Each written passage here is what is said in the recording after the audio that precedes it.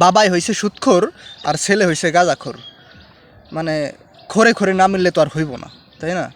আপনি হইবেন পাক্কা সুদখোর আর আপনার পোলাটা হইব পাক্কা ইমানদার, পরহেজগার, মাওলানা, হাফেজ। এটা যদি চিন্তা করেন তাহলে তো ভুল।